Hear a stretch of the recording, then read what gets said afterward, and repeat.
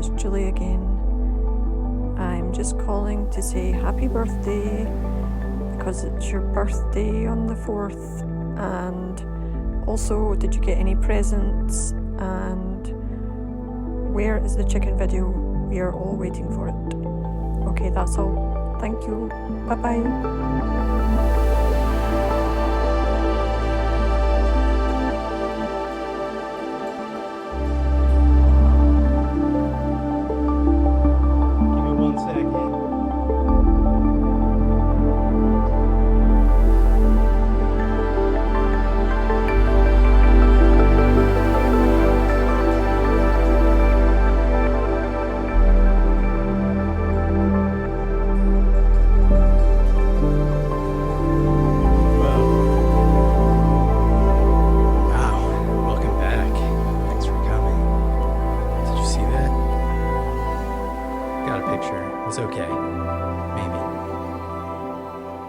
Thanks for coming. It's the Hotline Show. It's the 19th Hotline Show. And today is July 7th, 2024. Julie, thanks for that call. Thank you for the birthday wishes. What a week, right? July 4th. Did you all set off fireworks? I didn't. Not into it anymore. But, I heard them. It sounded like a war zone here. Not close, but just endless, like bombing all around me for hours. Did I get anything for my birthday? No, not really. My mom sent me a box from Katz's Deli, meat, some pickles, some mustard. I don't like mustard. There were some black and white cookies, which I'm not really even that into, but these were okay.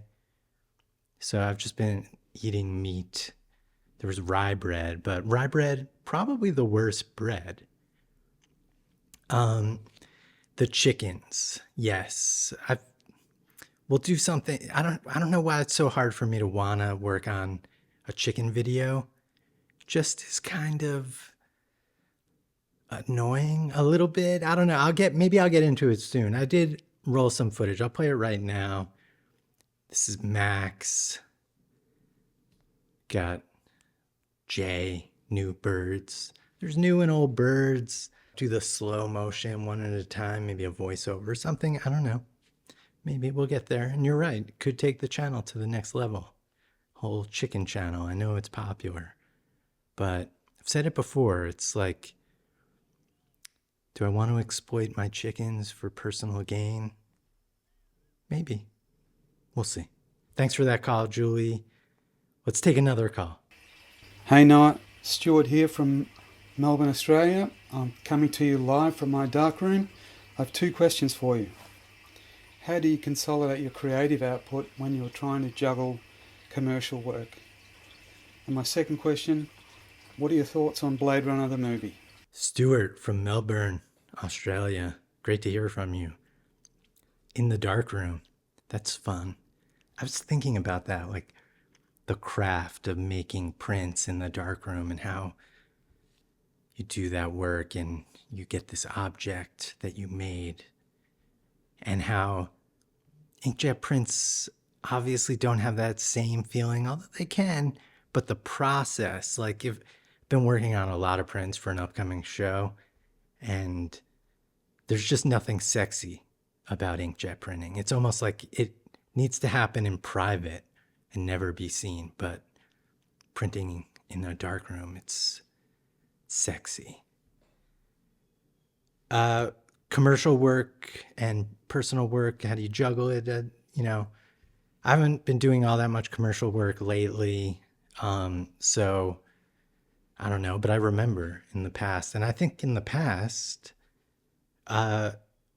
getting jobs, getting commercial stuff actually like inspired me to do a lot of personal projects. It brought me places. It exposed me to new things. It showed me new things. I spent a lot of time in hotels, so I ended up doing things like bed mounts, that print over there, different kinds of things, just meeting new people, setting up my own stuff. So I'd always try to combine them, and definitely when I traveled, I'd spend that extra time trying to make my own work, my personal work. Actually not having that is almost not good. I almost like having that breakup in my own stuff versus stuff for other people, just because nothing we're doing is urgent. Doesn't need to happen right away all the time. Though it kind of feels like that for me now, but for most people, I think you just can have time. Just take it easy. You know, it's cliche. They say it's a marathon, not a sprint. But it kind of feels like a sprint now a little bit, right? Like you just need more and more all the time. But, you know, strike that balance. Tried and true advice. You know, if you're in that dark room, just stay in there. Don't even come out. It's safer in there. Blade Runner. The original Blade Runner, I liked. I'm a big sci-fi fan. It's one of my favorite genres. But I never was a huge Blade Runner fan. That original Blade Runner, obviously the aesthetics of it, that noir lighting, that's very like appealing to me. I like it. But the story, I got your call and I played the trailer again and I remember it, and I remember just sort of feeling bored with that movie. And then of course the remake that just came at Blade Runner like 2049 or whatever it's called, I couldn't even make it through. I don't really like Ryan Gosling, to be honest. Like I just don't think he's a good actor. But I'm sure he's a very nice person. Just personal preference. It's just something about him. You know, I liked him in Drive because he didn't say anything. You know? Yeah, he's a sexy guy. Who cares? But not the biggest Blade Runner fan, but I am sort of like every David Lynch movie, although obviously Blade Runner's not Lynch, but I just mean like it's like something that you almost can say you don't like. But there are elements that are good and worthy, like aesthetics and style, that are good, but not my ideal sci-fi. That's that. Thank you, Stuart. Call back. Appreciate it. Let's go to another call. Hey, Noah. It's Deborah. I live in Louisville, Texas, and I am calling to tell you about a couple weeks ago. I was doing some work in my studio, and I was catching up, binging the YouTube channel, and I was doing some work, and then I looked out the window, and there were some weird, amazing cloud formations, and I pressed pause on my computer, and I ran outside to look at the clouds and take some pictures with just my iPhone, and the pictures were shit, but that's not really the point. Just like I was so excited to get out there and see them and know that you probably would have done the same thing and grabbed a better camera. But I was wondering, you take lots of pictures of fog, which are clouds, I suppose, but I was wondering if you had any other interesting, amazing, unusual photos of unusual cloud formations and how you caught them. Thanks. Deborah from Texas, thank you so much for the call. I appreciate that. Good question. Wait a second. Hold on. I mean, the sky right now. Give me 1 second. I'm going to be right back. Hold on. I'm going to bring my drone.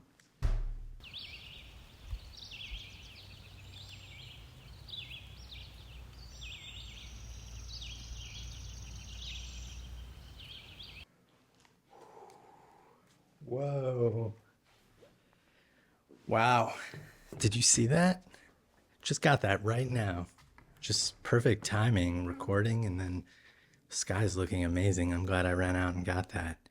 Yeah, clouds. I'm glad anytime, if you're doing anything and something good is happening, you must take that time and go do it. So that might even include pausing this YouTube channel to go outside and take pictures. Better idea, better for everything. And, you know, it just doesn't happen again. I have been using this new software, Xire is what it's called. Friend of the show, Tim, told me about it the other day, and I've been scanning my entire archive of photographs, and right now I'm more than halfway done, but I've already ingested into this software that reads all of my photographs and then will allow me to search it. It's something I've been looking for a while. Maybe we'll do show on it. Probably not. Maybe, possibly. Some people like the technical stuff. Not the point. Point is, I have over 700,000 photos in there right now, my whole archive since like 2014 or so. And I just did a search for clouds and it's working. And I found a bunch of clouds. Here's a couple right now that I pulled up. It's like really cool clouds. I love taking photos of clouds. This search yielded 19,000 photos of clouds that I've taken over the last like 25 years, 20 years.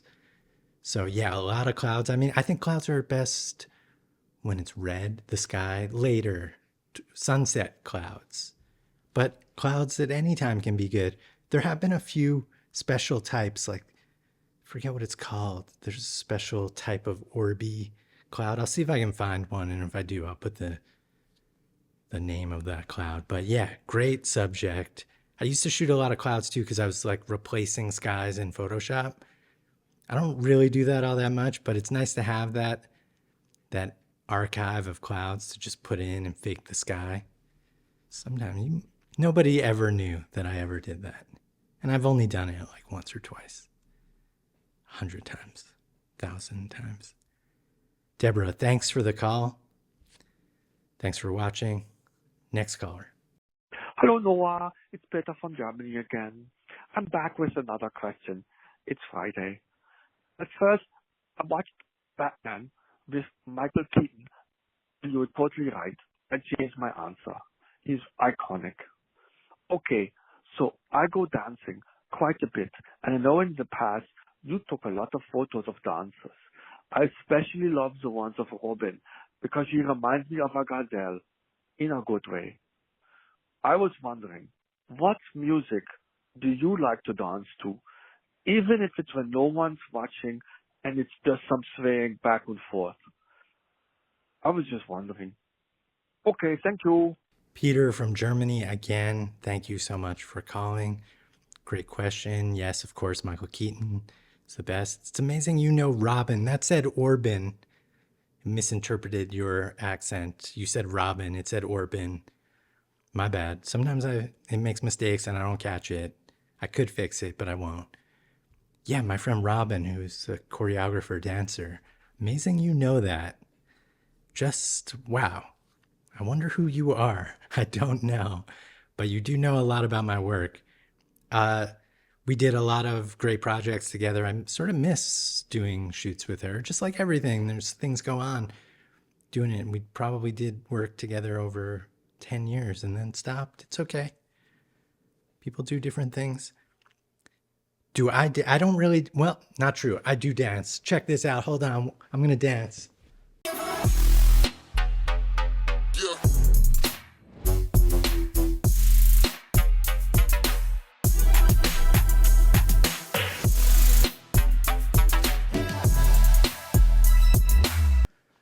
That was a quick change. Just quickly changed out of what I was wearing there.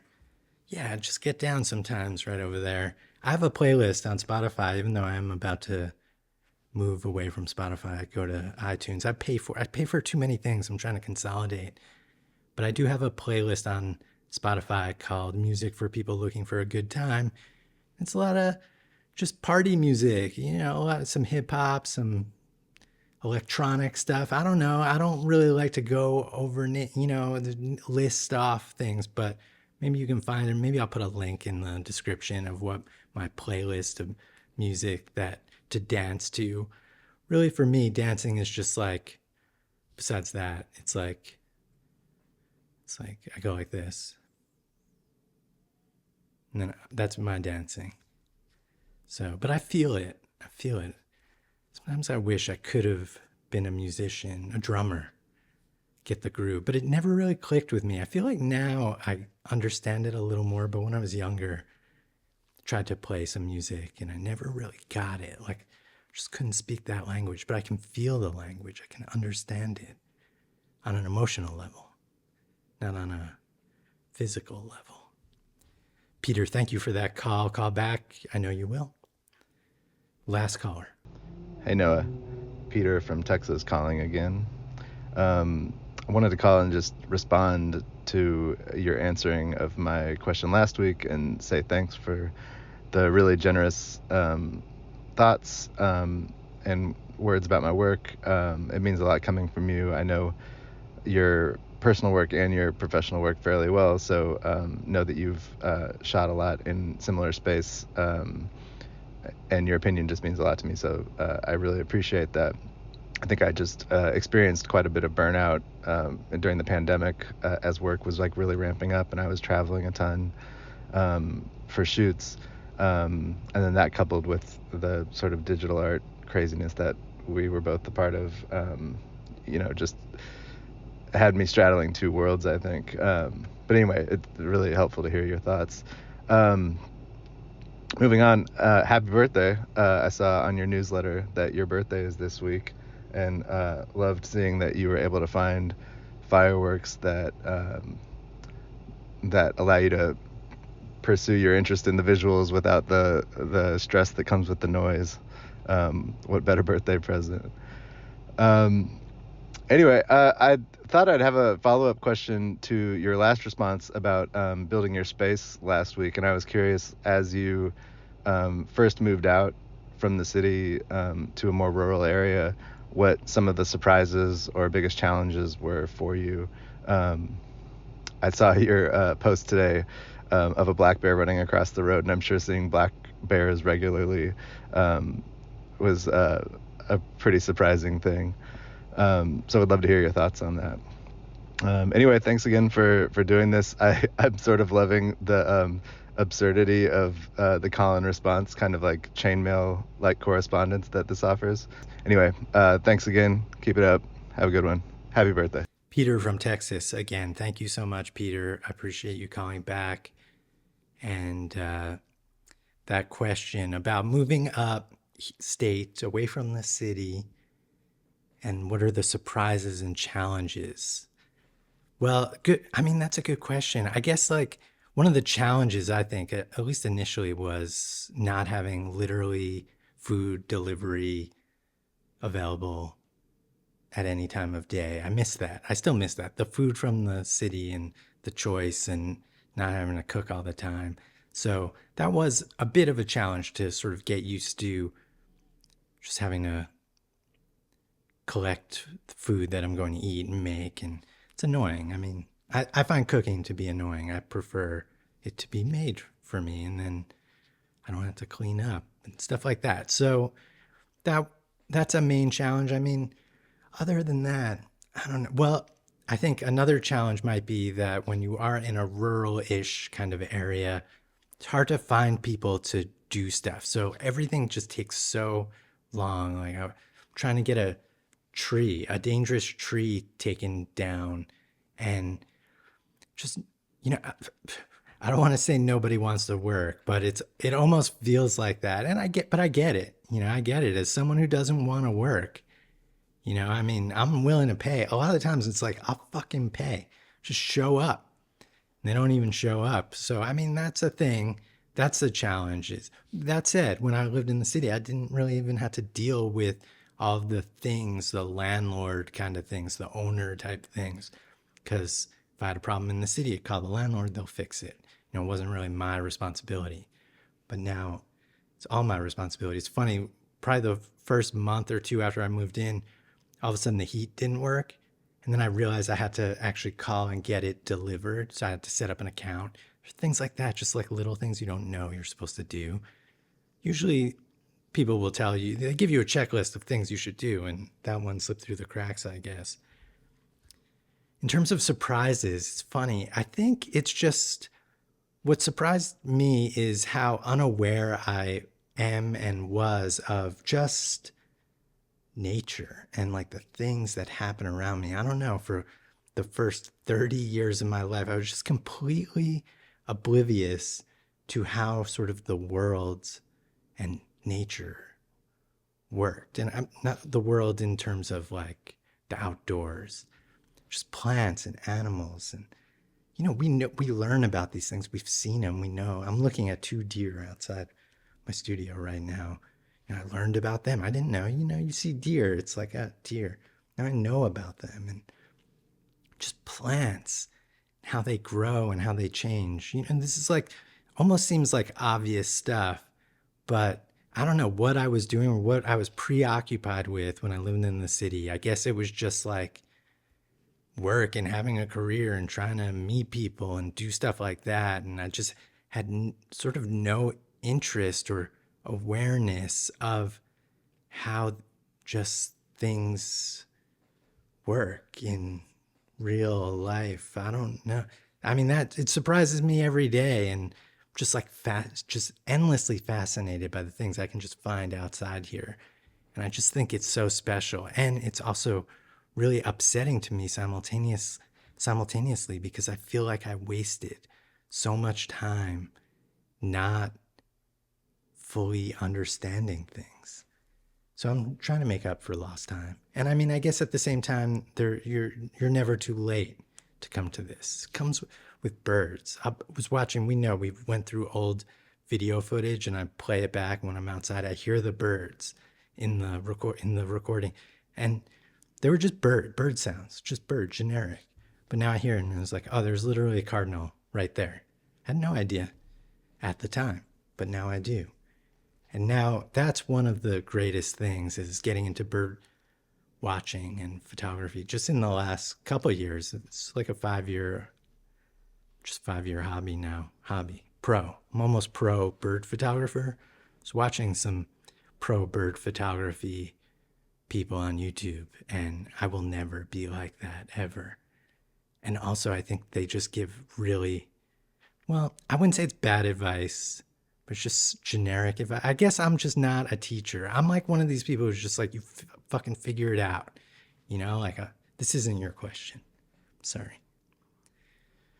But I think I answered the question. And yeah, I mean, I'm curious, like my brother lives in Texas. I'm not totally sure what part of Texas you're in. I think I know, but my brother lives in Austin. I've been to Texas a number of times. In fact, Big Bend National Park is one of my favorite national parks I've ever been to in my entire life. In fact, I think I was there in 2010. It was the first time with my naked eye I ever saw the Milky Way. It was so dark and so perfectly clear. I took this photo, and it just blew my mind that I could do this. This is 2010. I was just like, I've never seen the sky so dark, and just to be able to see the Milky Way like that blew my fucking mind. And I just think that park was just incredible. I think it's underrated in terms of national parks. Marfa, Texas, all that area. I mean, there's obviously cool stuff in Texas, but I'm also curious, like, why do people live there? I mean, I know why my brother lived there. He moved there for work, and he created a great life there. I should actually go down. He built a house. I'm going to go visit eventually. So maybe we'll meet up if I come down. But yeah, why Texas? You can let me know. Give me a call back. Let me know. Let us all know. We're all curious. Thank you, Peter from Texas, again. That's the Hotline Show. Thank you for watching. If you're still watching, do the stuff like subscribe. Call the number. I need calls. I love hearing from the same people over and over again, but I don't know. Is that sustainable? I like to mix it up. I mean, Stuart's new. Deborah, great. But just, maybe someone new. And it doesn't have to be about photo. What about politics? Should we get really angry politics? Maybe. Let's throw one in there. Maybe it's about cars. Or, I don't know. There's lots of topics that I know just not enough about to be any sort of expert in. But I could go on about it. So call the hotline. Thanks for coming. Let's get out of here. See you next week. Maybe.